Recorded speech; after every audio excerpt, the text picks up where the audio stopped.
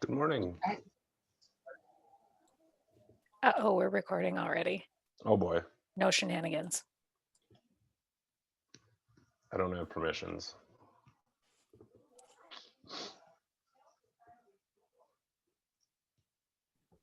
Now you Oh do. no. Oh no. Oh no. He's here. Oh. I better Hey, excel if Chad's here. Oof. How you doing? beautiful people. And Travis, How are you? good, good.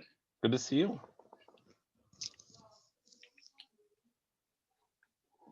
Happy New Year. Yeah, happy New Year.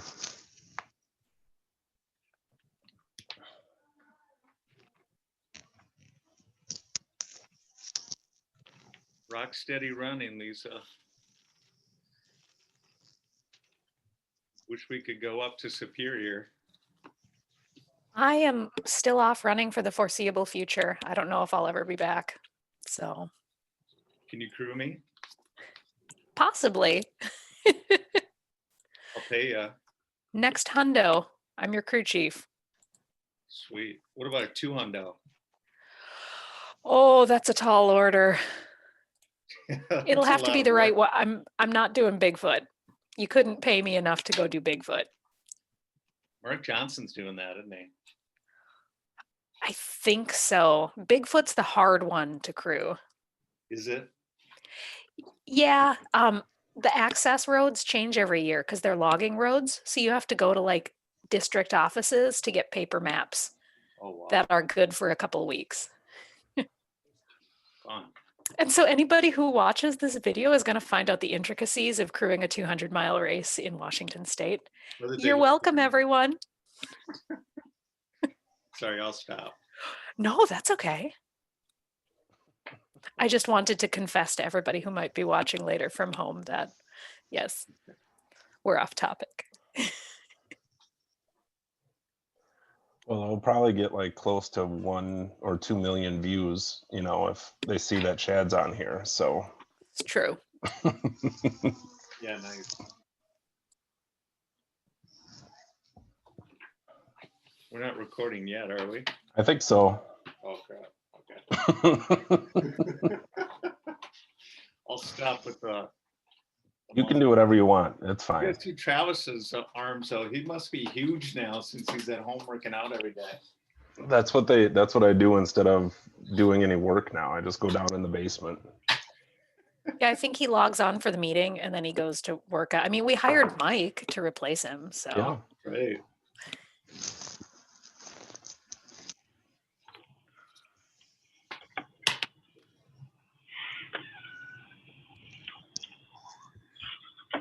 I'm just gonna wait a few more minutes before we get rolling here. Just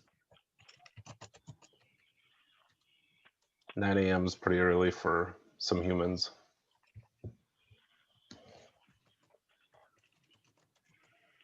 Not for Travis though. He's already like on his third cup of coffee, probably. That's the second one.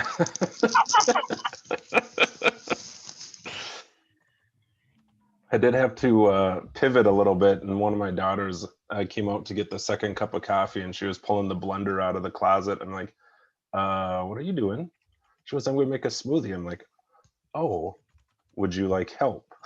She's like, sure. there's a fine line Cute. between smoothie and milkshake, and I think today's a milkshake day. Yeah. So I don't know if there's a better way to do this. I just kind of did the path of least resistance. I'm going to post in the chat. I just uploaded the content that we'll be going over today in just to our website as a PDF, so you can actually open it and download it. I don't know if there's a better way to share that kind of stuff. Oh, it looks like I could share a file. That would probably work too.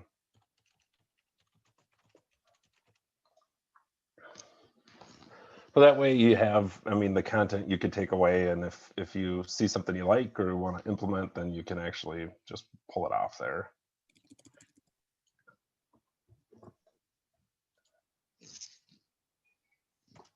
Thanks for sharing that. Yeah, no problem. I was kind of scrambling a little bit this morning. I'm like, how do I get this info to everybody so they can actually use it?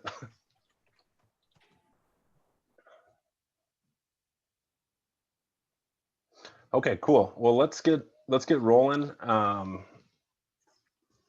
Travis Olson. I work with the Corby Home Team. I've been in real estate for 14 years. I've sold a grand total of like 2 houses in my career. So everybody's super impressed with that, I know.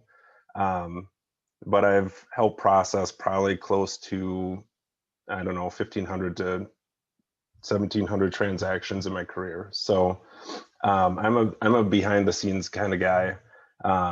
And that's what I'm passionate about, is building the infrastructures for business.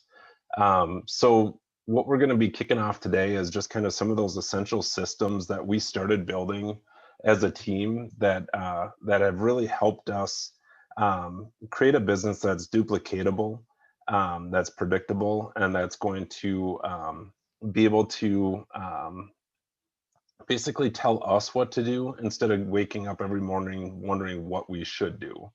And I think that can be a challenge sometimes, if whether you're running a team or if you're on your own, it's you kind of wake up every morning and are like, what do I do next?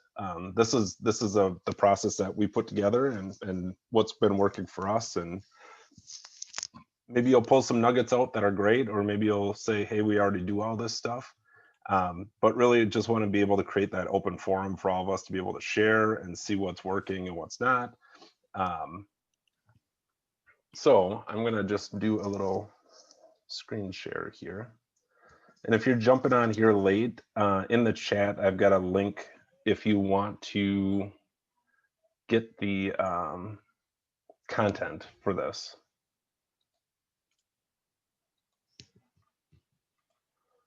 Okay.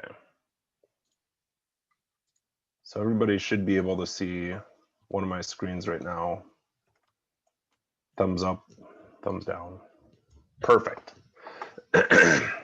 So back when I was a wee little transaction coordinator, when I was just a young guy, one of the books I read was Michael Gerber's E-Myth, and it's one of my favorite business books that I've ever read, because it actually made sense.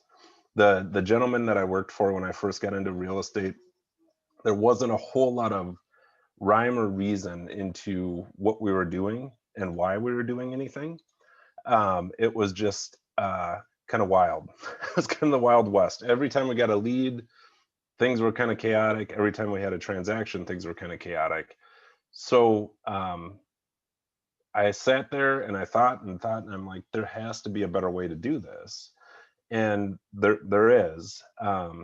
We actually went to, and some of the older agents on this call will remember a name. There's a gentleman named Craig Proctor. He used to do a lead generation seminar, and we actually drove to Denver from Minnesota through a snowstorm, and it was just kind of nuts. But I remember sitting in that seminar and I'm like, wow, we could do that. And what we created was a duplicatable process that works over and over again. Like we want to know what we're doing before that event happens. So we want to know what to do with a lead before a lead comes in. We want to know what to do with a transaction before a transaction happens.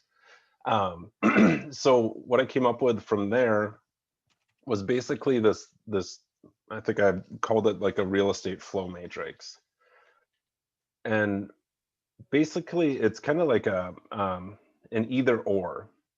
So a lead's going to come in, and for simplicity's sake, I just have them broken down into seller or buyer. Either they're going to be a seller lead or a buyer lead, right?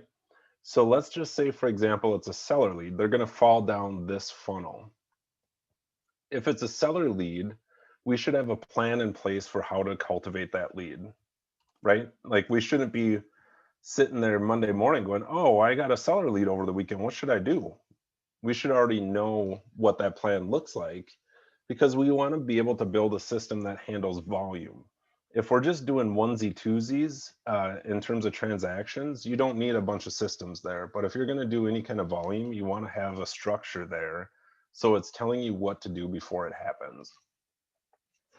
So theoretically, let's just say, for example, Chad was my seller lead that came in. So I'm starting to do my seller follow-up plan.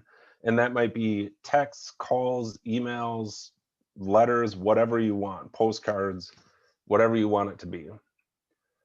Let's say I set an appointment with Chad. Now he's going to move on to an appointment plan. So we should have a predetermined set of plan of activities that happen every time we set an appointment. So when we set an appointment, we want to make sure this, and this happen. Like if we have a pre-list book we want to send out prior to the appointment, we want to make sure we do it. And our team thinks I'm super smart, but I'm not. I just put all this stuff into systems so it tells us what to do, because I can't remember all this stuff. We got 4 kids. They've taken all my brain.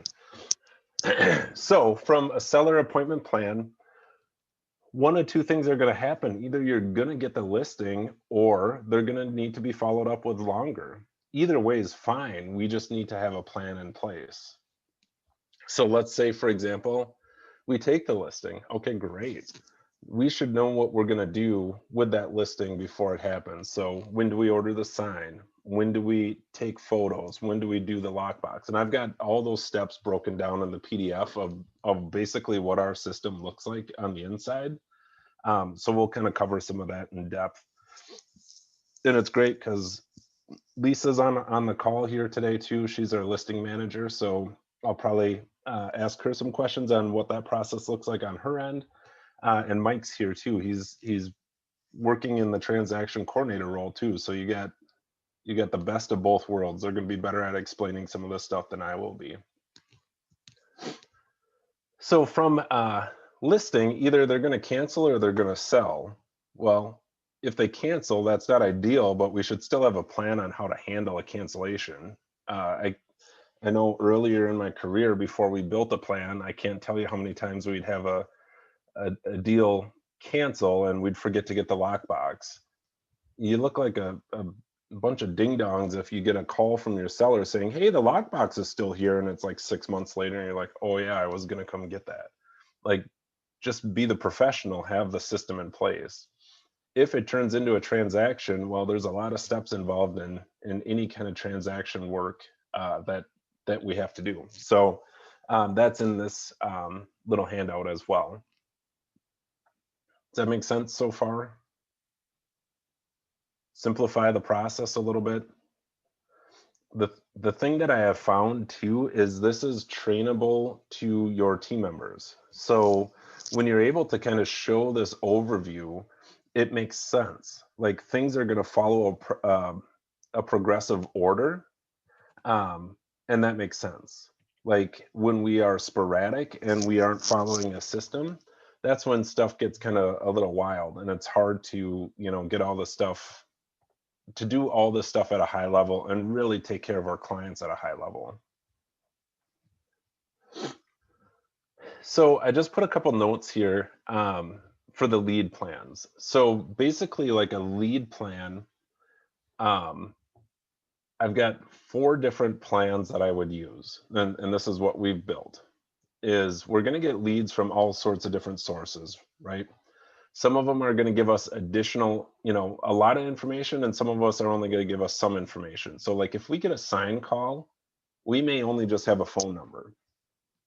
So we would build a plan with a series of calls that would show up with just phone calls, because I don't want to create a plan that has email content follow up if I don't have an email address. Same thing's true if we only get an email address. I'm not going to put in phone calls in that plan because I don't have a phone number. So I'm just going to build a plan that's specific to the type of lead that we get. Like the ideal situation is when we get a phone, email, and address, then we can do a phone call, email, and a letter and a text message, or you can sprinkle in any way you want to be able to communicate with anybody in that sense. But basically that's how we've identified those types, like how our lead follow-up is we have basically 4 different categories. Most of the time we're getting either a phone number or an email. Sometimes we're getting a phone and email. Very rarely do we get an address as well.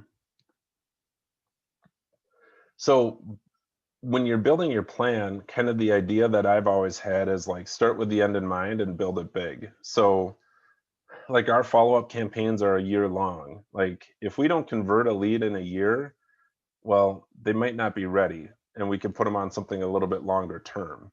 Um, but I'd rather have a plan set up where I'm going to follow up with someone for a longer period of time instead of having to reassign plans or wonder what to do with that person. If a system's telling me what to do every single day, then I don't have to think about it. I just have to execute the task. So if we know that we want to, and I'm just going to use, for example, let's say we want to do 12 touches, throughout the year, and that's pretty low. If I knew what that number was and I wanted to do 12 touches, I could have 12 phone calls, so once a month, or I could have 1 email a month. Or if I knew I wanted to do 12 touches and I had a phone and email address, maybe 6 would be calls, 6 would be emails. Like basically we just work that math backwards. So like if we were going to do a 33 touch, we would just work that backwards into what type of communication we want to have with that particular lead. So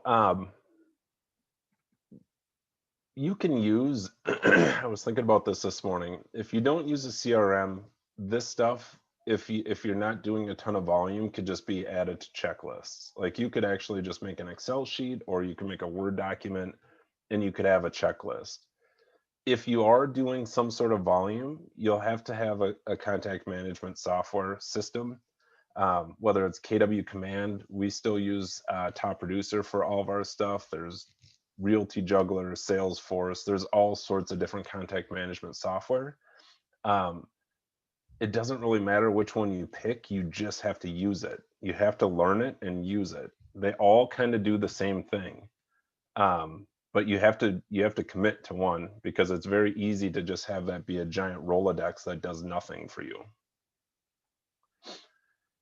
What we've found is when we're able to actually just put all that data and all those people into one spot and have it populate those tasks, whether it's administratively or whether it's for the agents, the probability of it getting done goes up significantly. And like you can actually put your head down at the end of the day and say, boy, I did everything I needed to do today, instead of just constantly doing that hamster wheel in our minds, which is, ever present, I think, in real estate, because you can always think of something else you could do.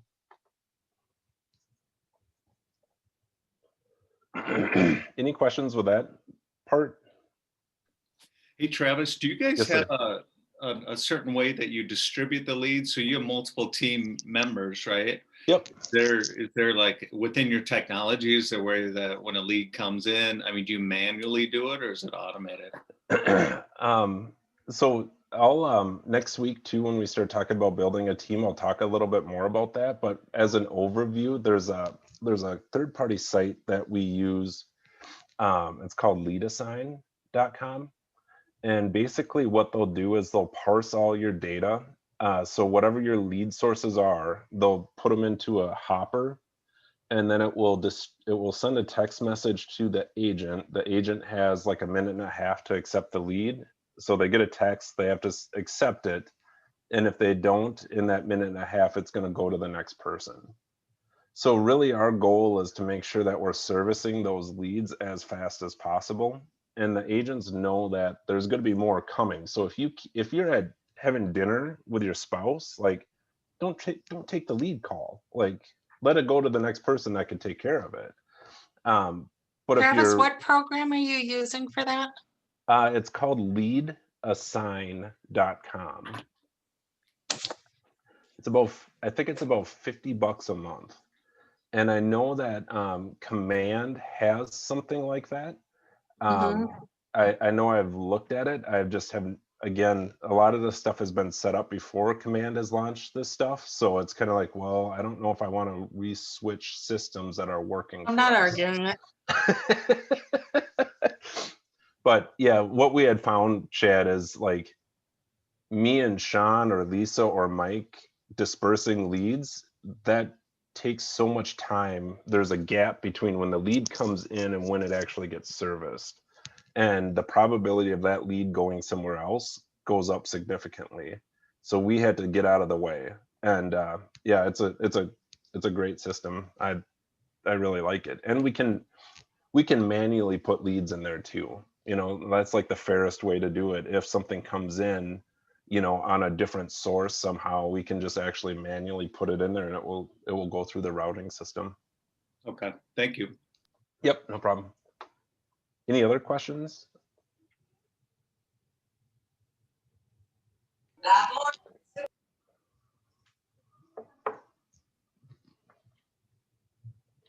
Okay, this is kind of Lisa's baby now. So this is our listing plan. So, and again, I put everything in here for the most part, what we do with every time we take a listing, all the steps involved, because really I want, you know, our goal for doing a training like this is for people to walk away and say, boy, I've got something I can actually do, implement, and use, instead of just like, oh, I'm overwhelmed. Like, yeah, systems can be overwhelming at first, but just do a little bit, you know, just do a little bit.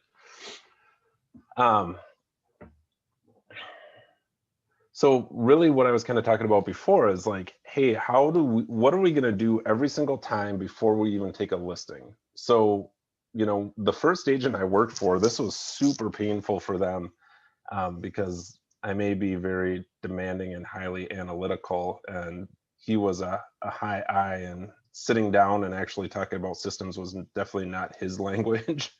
But I locked him in a room, and we sat in a conference room, and I said, you need to describe everything that happens in a listing, because I am chasing my tail every single time we list a property. And so what we did is we just bullet pointed every single thing and then broke it into a system. And that's still what we use. I mean, there's obviously tweaks we do to it, but that's still what we use to this day. So I'm just going to kind of touch base on some of this. Lisa, do you want to interject anything before I kind of talk about any of these things, kind of how those have worked for you? Or Yeah, you know, as Travis said, we had this pre-existing system. So when I was hired onto the team, I was simply learning how to use existing systems. And they've tweaked a little bit, but for the most part, this is the way it works. And I feel like I've been here long enough now. I've handled 200 listings now over the past 4 years, roughly 200 listings. And really what it comes down to when you're doing volume is doing the same thing every time. Right now, we have a team of 10 agents, and it's not physically possible for me to be a personal assistant for 10 people. But what I can do is service the listing plans of 10 people in order to get us successfully onto market. So there are certainly times where I have to go back to this listing plan and kind of like point at it and be like, this is what I do. These are the things that I can successfully do in order to help you to be as successful as you want to be. So I think that's the only thing I would add at the beginning of it is just how important this system is. It's the backbone of everything we do. so, and one of the parts of a listing plan, it's kind of a little bit different than some of the other systems we built, is because we have basically you have that incubation period for listing. So you have like your pre-MLS stuff that happens, and then you have your, you know, once the property goes listed, then those activities happen. So you and I guess I don't know for sure if everybody does it this way. I would think quite a few people do, where we withhold every listing, because there's going to be some stuff that definitely needs to be. There we go. Whoever muted that was awesome, because that was distracting. So we have all of our pre-MLS activities. So like, you know, if the seller is going to be working with a stager, if we're going to order the sign, if we're going to you know, place the lockbox, that's all the stuff we want to do to make sure that we hit the ground running once the property is listed. So in today's market, we're seeing a lot of those activities. Those are kind of the front end activities that, you know, take more time than actually the days on market, because it seems like everything that's priced right is selling in less than a week. So the actual listing of a property is pretty quick once it goes live till it goes pending. But basically what we did when we built these systems is we wanted to identify every piece of paperwork we were going to need, because we wanted to just get that correct on the front end. And if we don't get something collected on the front end, we leave that task in our contact management system so it reminds us.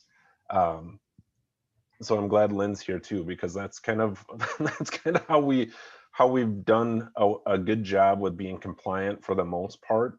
We still make mistakes like everybody, but we really want to make sure that our paperwork's correct, because it's our fiduciary duty to make sure that we're professionals and we know what we're doing. The next, I mean, again, I'm just going to kind of run through these tasks, and it's going to be kind of silly how simple some of these are, but it's important to just kind of get all of that stuff out of your brain into a spot so nothing gets forgotten. And the way I always kind of look at it is I'm like, yeah, I could probably process a file, or I could probably handle about 10 or 15 without systems. But once you hit a certain capacity, it's too hard to keep all the details straight.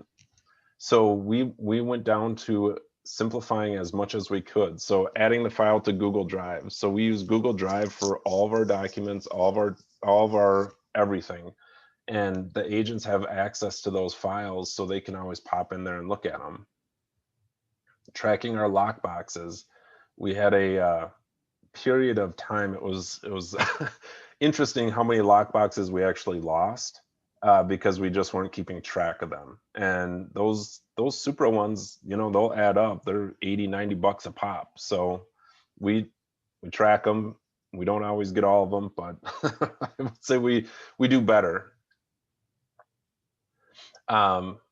Check with the Minnesota Department of Health for wells. So every time we list a property, we're cross-referencing with the Minnesota Department of Health for wells. A strong majority of properties in Roseville will have wells, whether they're sealed or not. And we'd rather discover that on the front end rather than the back end. So if we're able to identify some of those issues on the front end, it's going to make that transaction a lot smoother for our clients. Lisa, I know we do that when we're working on the buy side for transactions too, but it seems like we still find, I don't know, 1 out of 10 properties or 1 out of 20 properties, we'll find a well that no one knew about. Is that? Yeah, every once in a while it's a red flag if it's a 1950s house in a first or second ring suburb and it doesn't have an MLS history. Chances are real good that those houses have a well, and it's possible that the owners just never thought about it and they need to actually do a little bit of legwork to get that all squared away. But like you said, the majority of homes, if they've been sold within the last 10 or 20 years, there's almost always a disclosure on record with the Department of Health. Sometimes you have to email them for it. Sometimes it's not posted online, depending on when it was. But usually the Department of Health will have a record of it. I'm going to chime in that a well is always a well, whether it's sealed, in use, or abandoned. It needs full disclosure. Yep. The health department will tell you that a seller is liable for the cost of sealing that unknown well for up to 6 years after closing. And that's exactly why it's in our system, because we may or may not have been burned by one. So when you build your systems and you make a mistake, you get to add tasks so you don't make those mistakes again. We sold a property that all of a sudden the buyer found a well after the fact, and it's just, again, how do we best protect our clients? How do we best streamline the process? How do we, eliminate issues before they come up? Adding to the pre-MLS office list, so being able to post that stuff internally for our office. We've got a giant listing tracking sheet that kind of gives us all of our data. Agent phone consult, so if they're buying a property, we want to make sure that that conversation is taking place. especially if you're working on building a team. Sometimes we don't always know if that seller is buying, like administratively. So we just wanted to make sure we have a stopgap and ask that question. Measuring the property. So Lisa, oftentimes if there's not relevant new MLS data, we'll actually go out and measure the properties, do the foundation size, do the internal measurements, and actually give us a really good idea of what the square footage is. Add the file to command, and just submitting that for review right away. Ordering photos. So we always want to get this stuff done on the front end. It shouldn't be an emergency listing a property. Sometimes it feels like it, but there should be a system of activities that happen consistently every single time we list a property. And we've worked really hard as a team to not create that sense of urgency in terms of sellers. Like, oh, I want to be on right away. Okay, great. Here's what our process looks like. We could have you on next week because we want to do this, this, and this right. And that changes how, like, the flow of the whole process. When we start getting panicked because everything feels urgent, we forget to do stuff, or we don't do stuff at a really high level. And that's not necessarily putting our clients in a position to win. And from a self-preservation standpoint, nothing will compromise your ability to do volume or, frankly, sleep at night uninterrupted, like keeping yourself in a state of perpetual emergency. If every listing is an emergency, you're just going to have a bad time.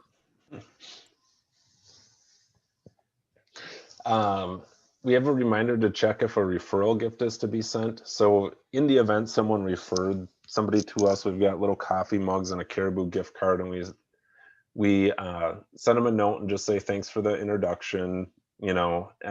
Just a nice way to be able to just say, hi. Let's see. Sharon's our stager, so I would say, would you say like 75% of the time she's out at properties? Oh, more than that, I would say even.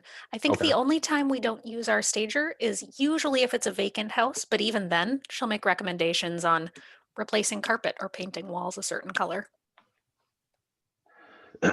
So, and how I've heard that described to our team too is our agent's job is to secure the listing, not necessarily give tips on taking down family heirlooms.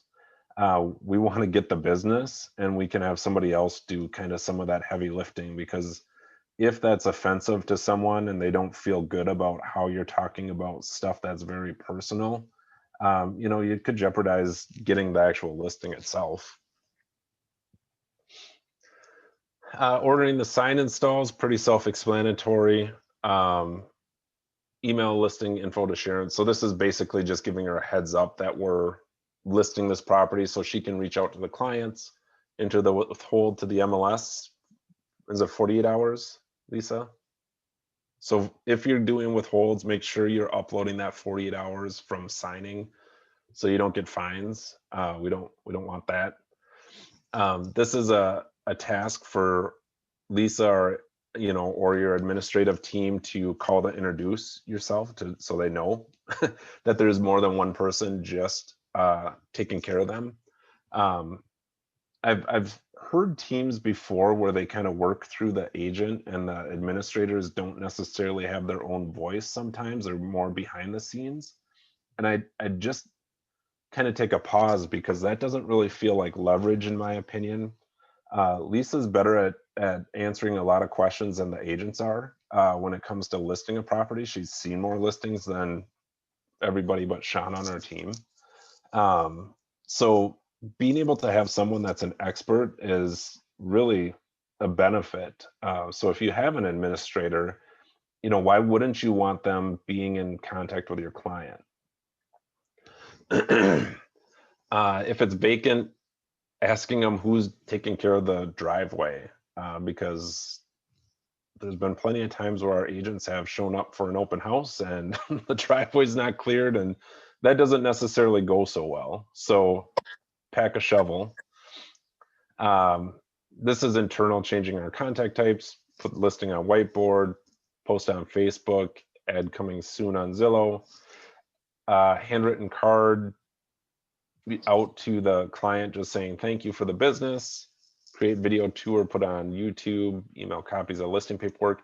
Again, it seems kind of really redundant, but it's the breakdown of everything that we need to do to make sure that we're going to have a successful transaction with this client, and making sure that they're getting copies of everything, because we want to make sure that we adhere to what we're supposed to do. We're supposed to provide copies to our clients after they sign stuff, even if it's an authentic sign. We still send a separate email with a PDF with, you know, the attached documents, because we don't want to ever run into an issue where, you know, maybe we're out of compliance.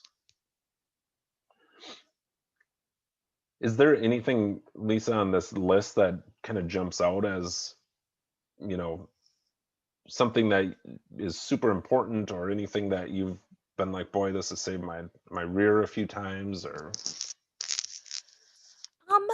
You know, every once in a while I'll catch myself on autopilot. You know, I get the listing paperwork and I just kind of start ticking through the processes. And then the next day I'll log back in and I'll I'll see all my tasks still sitting there. Um, and I'll be honest, there was one time, I think it was last week, you know, still dealing with the post-holiday brain and everything, that the next day I logged in and I went, oh, I need to uphold the withhold. So anything that's time sensitive is absolutely critical to have a task for.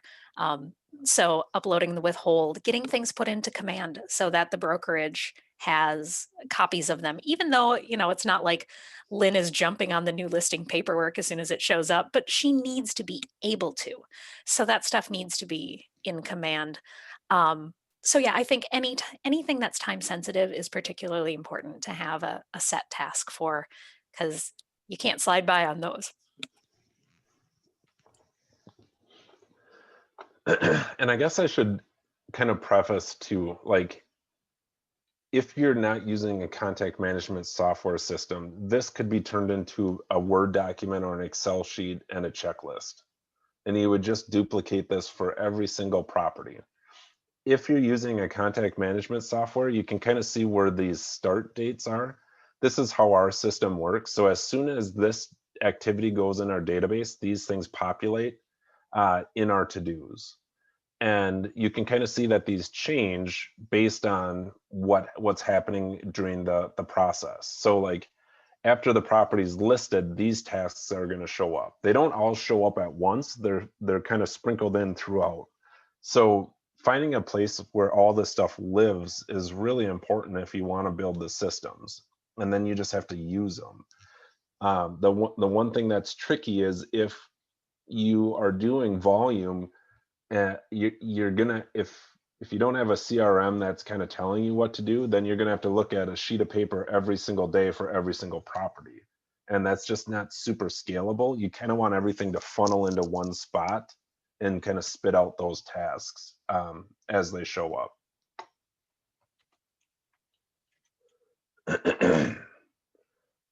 All right, so closing plans. So this is what we do for transactions, and this is just an example of the seller side. But what I put here on the top here is, you know, we basically have two plans. Actually, we have three plans. Listing closing plan. So if we're working the seller side, buyer closing plan if we're on the buy side, and then we have a dual closing plan. So if we're working both the buyer and seller side. So they're pretty similar at their core, but there's going to be a few differences, like, you know, we need to order the sign to be removed. We need to remove the lockbox, like if it's our listing.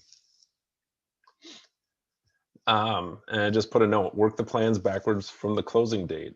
And that's how this system works is you basically have a continuum where you have the date when the property goes under contract, and then you have a closing date, and you can have activities work from the date it goes under contract, or you can have activities work backwards from the closing date, or you can have them work after the closing date. Those are kind of our essential dates with a transaction.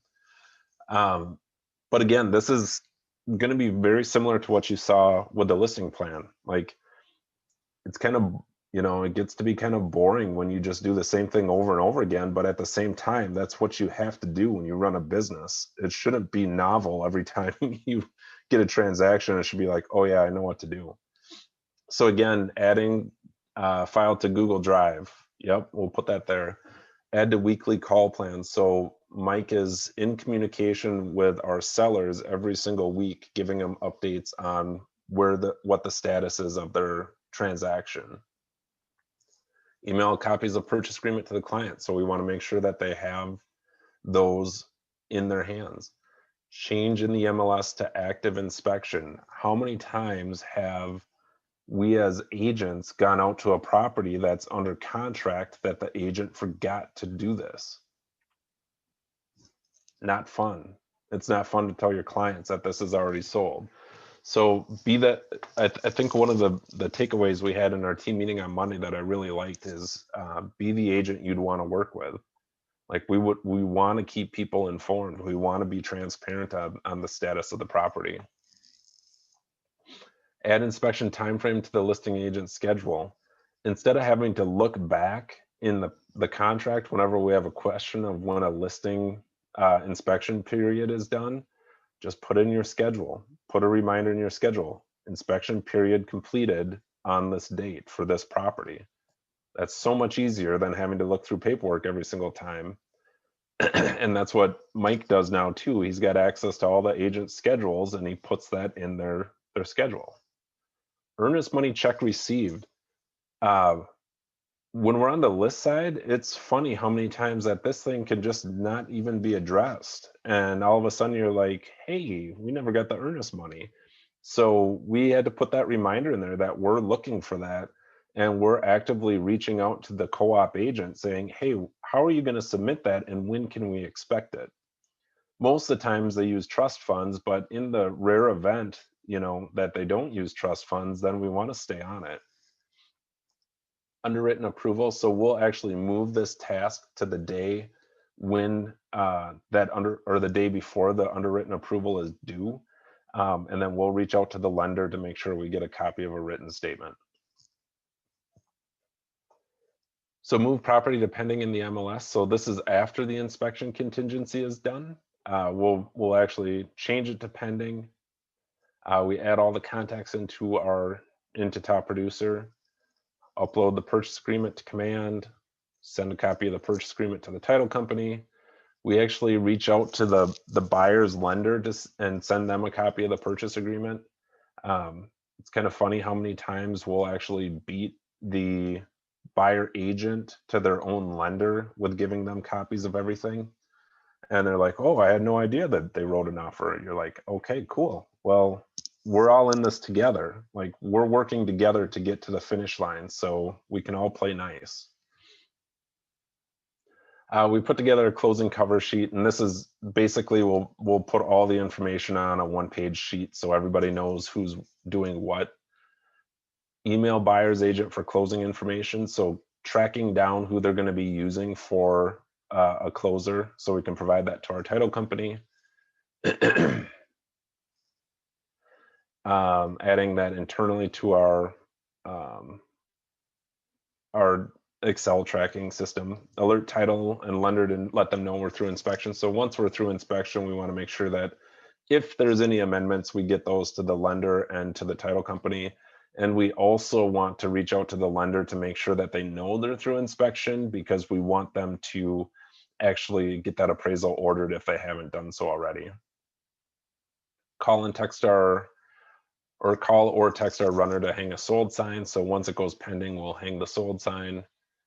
Send out updater.com to client. That's something we still use. I know that Todd had set that up or a while back. I think Mike, you said you were the one that actually put that together with Updater way back in the day.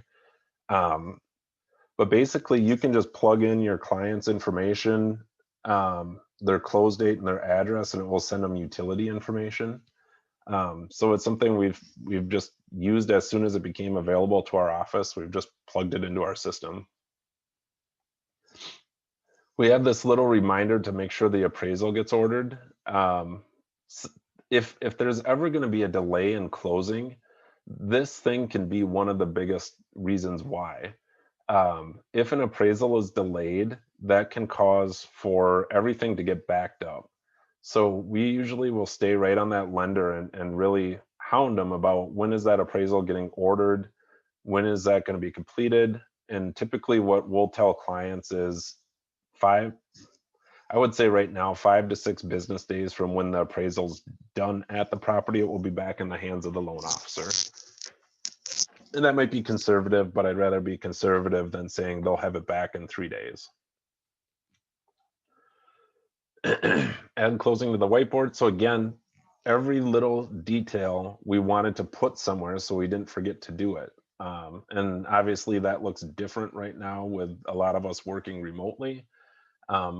But it's stuff that we would forget, and the agents will look at whiteboards more than they'll look at an Excel sheet. So we want to put it in a spot that they'll see. This is before closing. So this is like day of closing, lockbox return. So we're making sure that we're getting our lockbox. Calling the seller to confirm closing time, location. Once the lockbox returned, we're going to track it on our sheet. And then this is a day before closing, call title company for clear to close. So we'll reach out to the title company and make sure that we have a lender package, and we're going to want to see that settlement statement prior to closing, just so we can review it. And again, you see that task, review settlement statement. These are my LIN to-dos, review file for compliance. So I get this reminder 3 days before closing. And then I also have this one 7 days before closing. So I want to check in command to make sure that we're compliant with our documents. And then I'm also looking for work orders. So in the event there's an amendment that went out that said, you know, seller to have furnace certified by HVAC professional. Well, I want to make sure we have those receipts somewhere. So this is kind of, I've got a couple spots where we're going to actually just look under the hood to make sure everything's looking good, because the last thing we want to do is try to track stuff down after closing. It's not ideal. 3 days prior to, oh, go ahead, Lynn. I was just gonna say, I'm not looking for lien waivers or proof things have been paid. It's just if something needs to have been done, sometimes it's just an invoice that'll be paid at closing. It's not our job to track that part down. It's our job to make sure it was completed. So sometimes that has to go back to the title company. Sure. So 3 days prior to closing, we remind the agent to grab the lockbox. So prior to COVID, when everybody was going to closings, we would just have the agent grab the lockbox and bring it to closing. What we're asking them to do now is remove the key, and then we'll have our runner go out there and grab the lockbox.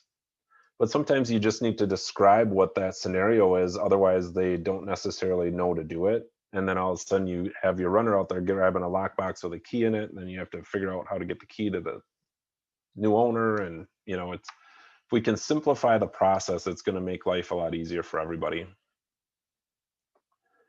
This is 4 days prior to closing. Confirm closing disclosures have gone out with the lender. We've got a mail closing day checklist card. So it's just basically like all the steps for day of closing. 5 days prior to closing, calling the lender for final underwriting. So we want to check with the loan officer to make sure that everything's looking good with underwriting. This one is to remind the seller about personal property. Anybody that's done real estate for a while has run into issues with personal property and closing day, and we do our best to try to avoid it. But not everybody wants, you know, the 14-year-old treadmill in the basement that still works if you know, jiggle the cord. You know, we want to try to avoid those situations. Again, we've got a reminder 14 days prior to closing to check with the lender about underwriting. You know, we want to be involved in those conversations, because if it's 14 days prior to closing and we get any sense that there's issues, we'd rather have that conversation with our clients 14 days prior to closing rather than day of closing. If there's work orders to be done by the seller, we want to remind them of those tasks. so that they can have plenty of time to make sure that they're done. So that's 14 days prior. Lisa makes these wonderful photo books for our clients just through Snapfish, where she'll put the photos of the property, and if there's any sentimental photos that she can pull from somewhere, she'll add those in the book. They're usually a huge hit, and they're probably like 20 bucks, 25 bucks a piece, that the agents will bring to closing. Hey, Travis, Yes. this is Amanti. I have a quick question for you. Yep. Before you go any further down there, on the email buyer's agent reminder to grab lockbox, the Yes. line above. As a buyer agent, I mean, I missed to know what you said there. I have to grab the lockbox on the final walkthrough, or I mean, would you explain that again? And where do Yep. I take the lockbox? Yeah, so when we're on the listing side, prior to COVID, we used to be at the closing table with a co-op agent a lot of times. So we would just have them bring that lockbox to closing. Right now, when we ask the agent that task, we'll just say, hey, can you grab the key out of the lockbox? You know, because it's still our lockbox. Have the agent grab the key out of the lockbox at the final walkthrough, and then we'll run out and take the lockbox off the property, because we're not going to come in contact with the co-op agent, most likely. Okay. Does that Got make it. sense? Yes. Thanks. Okay, cool. So we got a little mailing letter we mail out to closing checklist, just things that they should do prior to closing. Reminder to order the sign down. So this is stuff that happens right after closing. Remove the sale from the pending board. We put them on a long-term follow-up plan, just so we stay in communication with our past clients. Update Facebook with sold picture, update MLS to sold, update address and top producer, mail thank you to the co-op agent. Contact agent for closing photo. So if the agent took a photo with the clients at closing, we'll post that. Mail thank you card to the loan officer. Even if it's not our loan officer, again, you never know where business will come from or when you'll cross paths again.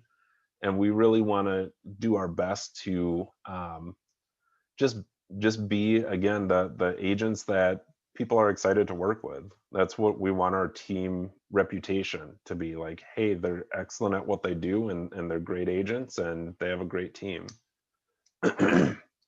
Upload to .loop. So you can see this is a little dated. Should be upload to command, the settlement statement. Add the sold to our website. Just sold to our website. Delete file from Google Drive. Update contact to past client. So again, this is some internal stuff that we'll be doing. We'll request a review. Our title company will typically get the birthdays for us, so then we'll add those to our contact management software so we can send out birthday cards, mail thank you card to the client. We'll put together a letter that actually we'll send out in January with all the previous year's settlement statements to the clients so they can use that for taxes. Add the sale to Zillow, add the home anniversary to our contact management system, and then we just have some administrative follow-ups here that are just check-ins. So basically just like, hey, how's everything going? You know, it's been a week since closing, it's been a month since closing, it's been a couple months. Just so we can keep that line of communication open. Again, the agents are doing a lot of that communication too, but administratively we can sprinkle in there a little bit. So,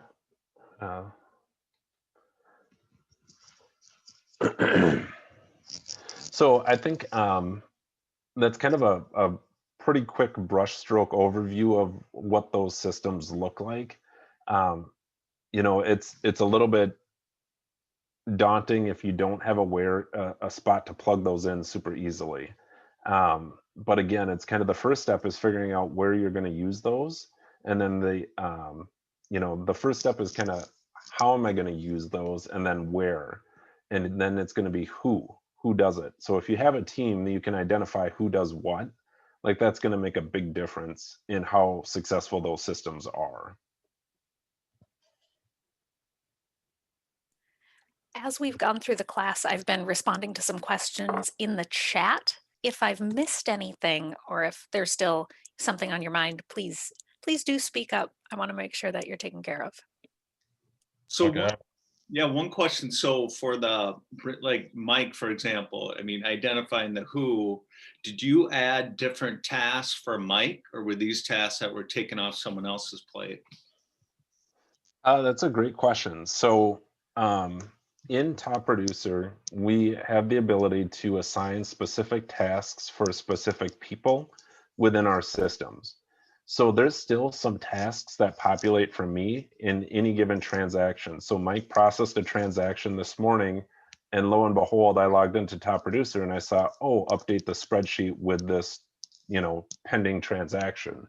So when we're looking at a system like as a whole, the majority of those tasks are going to go to that role. So, Mike being a transaction coordinator, the majority of those tasks show up for him, but there's going to be some stuff that still populate for other people.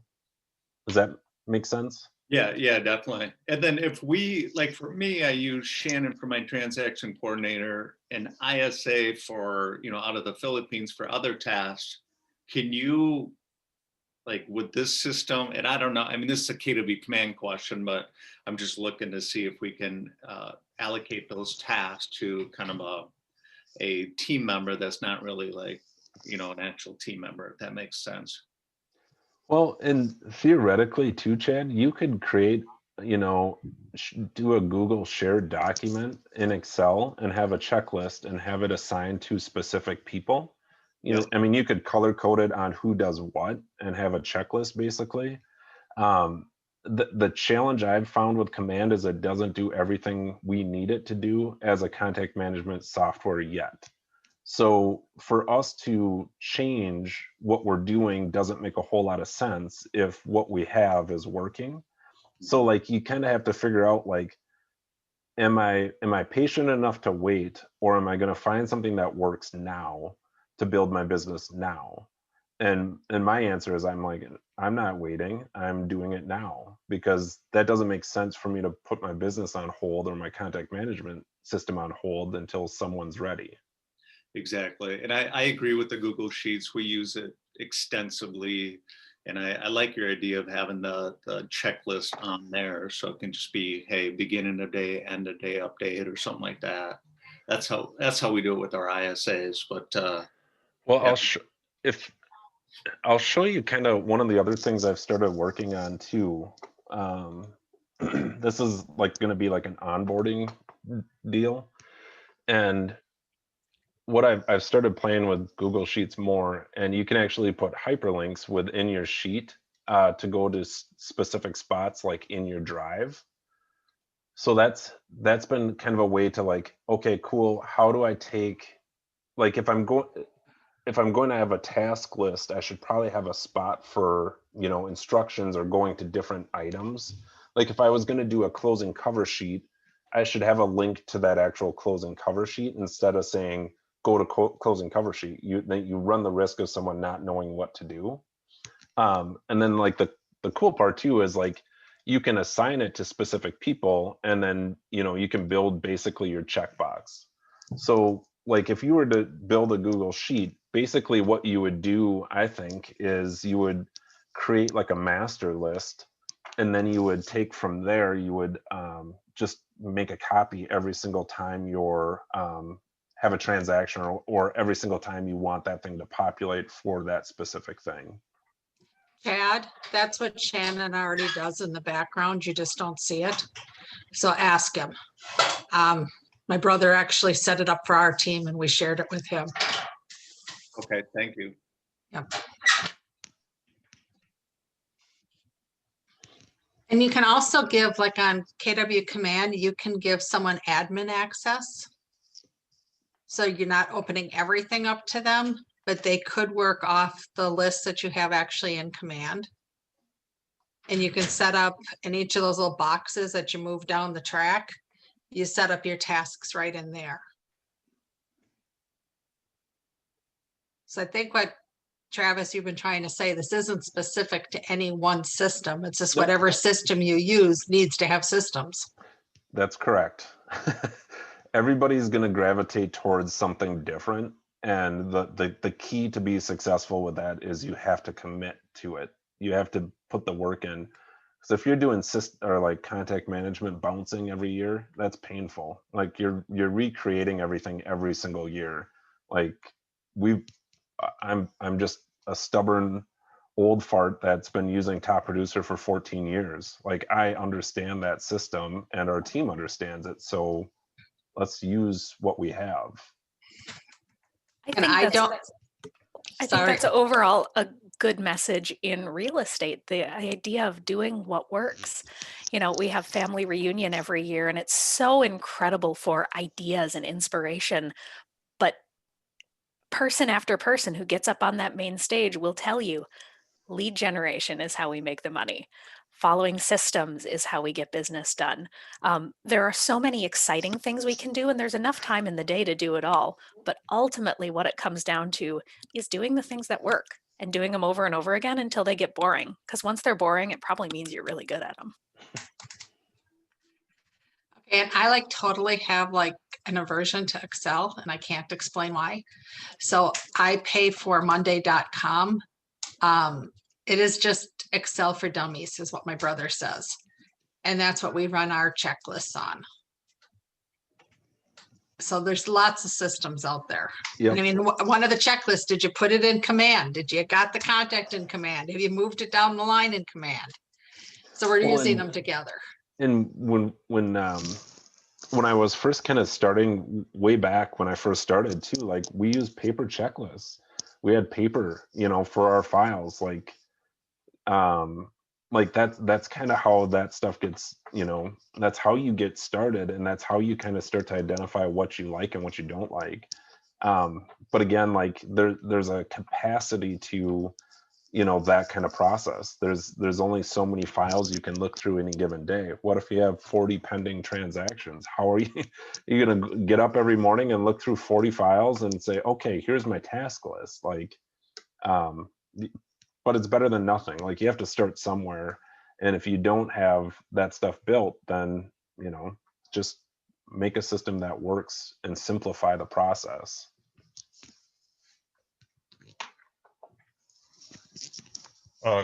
Quick question, Travis. Yes. First, I'd like to thank you to share this knowledge, especially if you are a rookie. This is very helpful. Our pleasure. We're always happy to share. All right. And my question is, I heard about titles as like a listing coordinator and document coordinator. So are they both the same? That's number one. Number two is how, no, I'm not in any team. I'm just starting recently. So how do I use listing coordinator or document coordinator, and what do they actually check? What do they go through? Do they look at every single document I upload, or do they say, hey, you know, we got this document, but this one is not signed, or this should be marked or checked? I mean, what is the specific task they do, and how do I utilize them? Use their resource. So I think so the listing coordinator is typically someone that's going to work on the listing side of it, and the document coordinator or the transaction coordinator is someone that's going to work once you have an offer. And I apologize because I don't know Shannon's role probably as well as, you know, somebody else on here. I think that he probably does a lot of the checklist stuff that I went through, you know, something similar to that extent. But like for our team, like all the stuff that we just went through on those checklists is handled by our administrative team. So we do all the tasks behind the scenes. And yeah, that's for sure one of those things. Oh, there's Shannon. Shannon, maybe you can jump in on that question. Perfect. I would hate to try to answer something I have not the expertise in. Yeah, what questions can I answer? I think the question was, what what does the role of listing coordinator and what does the role of transaction coordinator look like? Like what's done behind the scenes? Yeah, so basically the transaction coordinator role. So I would handle basically from contract to close. So obviously on the listing side, that works a little bit differently. So basically when you would have an executed listing contract, you would just get that over to me and I would basically take over from there. I'd get everything uploaded to the MLS, make sure everything's compliant. And then with the buy side, again, would be from contract to close. So I would be in communication with the title, the lender company, the cooperating agent, just basically making sure that everything's ready for closing and just getting everything coordinated for that. And then again, checking for compliance on everything. Okay. Does that, you guys that out? help? Yeah. Hi, Shannon. And Hey, Thank how's it going? cool. I mean, that's a good response. And if I have any question, and I will talk to you directly. So. Definitely. Yep. Feel free to give me a call if you need anything. All right. All right. All right. Yeah, Thank you so much. Shannon's a great Thanks. resource for that. So yeah, feel free to check in with him and I'm Sure. sure he can explain it better than I can. Okay. Thank you so much. Cool. Any other questions, comments, concerns? Well, I just want to say for the agents that are new, starting out, the single agents, tone this down to what you can do without paying for anything. And this is this is a goal to build to.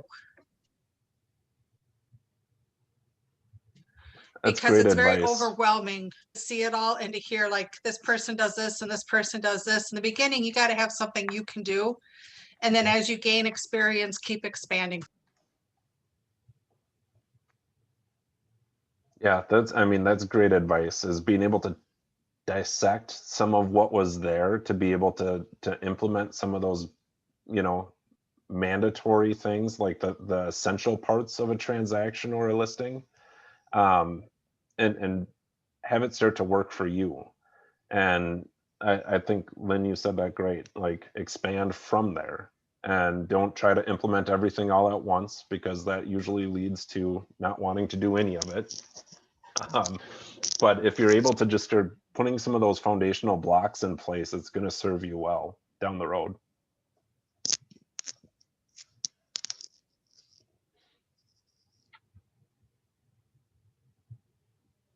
Well, thank you guys for starting your day with some nerdy talk. Hopefully everybody feels really, nerded out here today and can talk to some clients and generate some business. And yeah, we'll just kind of next week we'll talk about building a team, just kind of some of those systems and just kind of what that structure looks like. I thought about it this morning. I think I'll probably try to pull Sean in for that that Zoom meeting too, because he's got a lot of great insight to share too on, just kind of philosophies and his approach. But yeah, we'll plan on kicking that off next Thursday, and then following that would be hiring an administrator. So we'll just plan on, sharing as much as we can, and if questions come up, just feel free to reach out anytime. All right. Thank you. Have a good day. All Thanks right. for coming, everybody. Yeah. Take care, guys. Bye. Bye.